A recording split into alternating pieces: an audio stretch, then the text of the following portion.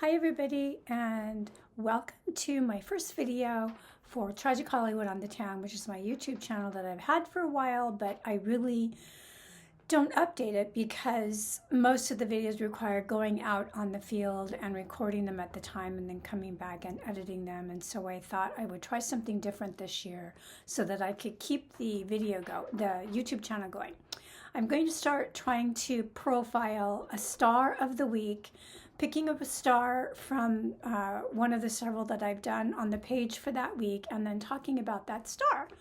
Usually, or at least one or two of these stars are featured in one of my 3 books, and today's star is going to be Marie Prevost, and she's in Tragic Hollywood, Beautiful, Glamorous, and Dead.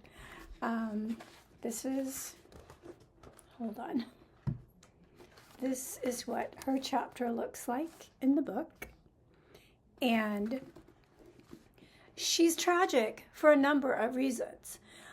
She rose to fame when she was only 17 years old, and essentially she was working as a secretary for the law firm that represented the studio where Max Sennett worked. And one day she delivered some papers to him, or to his secretary, but he saw her and he thought she was so pretty that he signed her on the spot. She was only 17 years old at the time, as one of his original bathing beauties, and this was in 1915. So she became a Max Sennett bathing beauty, and she made several comedies for that studio, and then she went on to make a couple of major films for Warner Brothers, one of them being The Beautiful and the Damned, and another one was The Marriage Circle. In The Beautiful and the Damned, she met a man named Kenneth Horan, who was her co-star in The Beautiful and the Damned. And she and he fell in love. And the studio loved this because it fit in with the movie, the F. Scott Fitzgerald, based on the F. Scott Fitzgerald book. And so they arranged for them to have this big wedding, and the studio was going to pay for it. And fans sent in flowers and gifts and cards and congratulated the couple, and then, oops, it was discovered that Marie Prevost had not actually divorced her first husband. A little bit of a hiccup there. The studio was furious.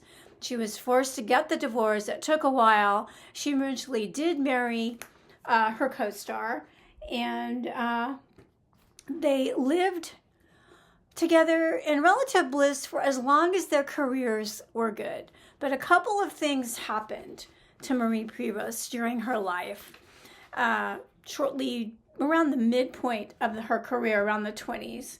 She was very close to her mother, and her mother died in a car accident. And this led her to turn to alcohol because she was having a hard time coping with the loss of her mother. And this ended up ruining her marriage, and it also ruined her career because the studio opted not to renew either her or her husband's contract.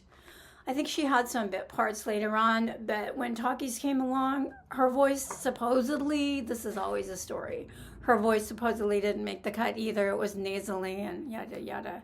So I'm taking that with a grain of salt, because they say that about all the silent stars who were unable to make the transition into talkies. So I don't know if that was really a major factor for her, but apparently something happened, probably her alcoholism, and so she was therefore not able to carry on with her career.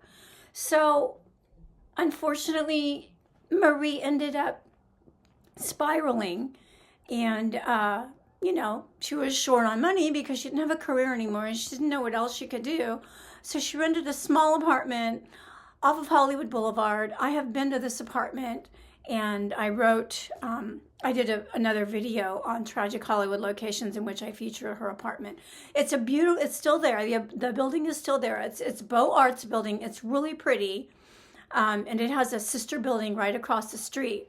So I'm sure the apartment was not that cheap, but relative to what she was used to, she's just living in a mansion in the Hollywood Hills. Relative to that, it was a big come down for her. And apparently she just sunk further and further and further into alcoholism and became a recluse.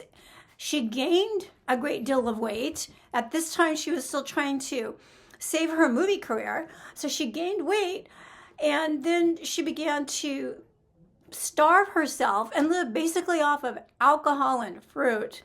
And this led to her becoming extremely malnourished. And on January 23rd of 1937, after having heard her Dachshund, her little dachshund Maxie barking for a couple of days, the neighbors finally called the apartment manager.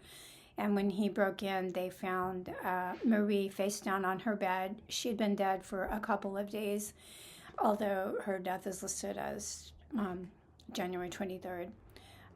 She'd been slightly decomposed. The dog had nipped at her extremities, we think in an attempt to wake her up, but Kenneth Anger famously asserted in the book Hollywood Babylon that he was nipping at her because he was hungry. Either way, I don't know, but I'm going to go with the dog was trying to wake her up, okay? Yeah, anyway, this is the picture that Kenneth Anger posted, and this is the picture that I posted in my book. That was the condition of her body. She had been in contact with Joan Crawford, who had listed her as one of her inspirations. And there was a note found with Marie, an IOU to Joan Crawford. And apparently after Marie passed, Joan Crawford did pay for her funeral. So that was something kind that Joan did, amongst many kind things that Joan did for all of you Joan haters out there. At any rate, I think that they established the motion in Marie's honor, and I'm going to read this part of my book. One good thing that came out of this sad story: the industry, shocked by Marie's lack of resources after having been such a big star, founded a home for aging actors on Mulholland Drive in Woodland Hills and called it the Motion Picture and Television Country House and Hospital. This facility still stands today, providing an invaluable service in the for the aging actors of the entertainment industry, the vast majority of which are not mega millionaires. Anyway, that's the conclusion of my first video about Marie Prevost. I'm going to try to do one of these once a week, and I hope you enjoyed it, and we'll see you next week. Hi everyone, I just wanted to remind you about my books that I have for sale on Amazon. Tragic Hollywood, Beautiful, Glamorous, and Dead. Tragic Hollywood, Beautiful, Glamorous, and Still Dead. And my novel, which is called Goodbye, Angel, Goodbye. Just a plug for the books in case you forgot. And I thank you for supporting my YouTube channel. Please like and subscribe because this helps me to keep doing what I do best, which is entertaining you guys. Thank you.